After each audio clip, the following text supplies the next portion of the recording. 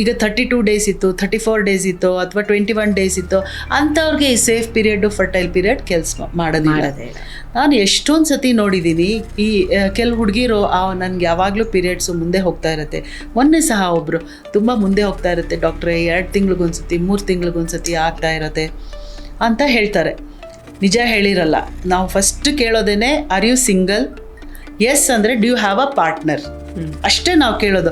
I am not there. ಇನ್ನೊಂದು ಸತಿ ನಾನು ಹೇಳ್ತಾ ಇದ್ದೀನಿ, doctors are not here to judge you, doctors are here to treat you.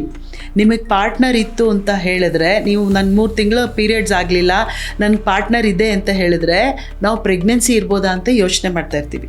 ಯಾಕೆಂದರೆ ನಮ್ಮ ಮೆಡಿಕಲ್ ಕಾಲೇಜಲ್ಲಿ ಫಸ್ಟ್ ಹೇಳ್ಕೊಳ್ಳೋದು ಅದೇನೆ.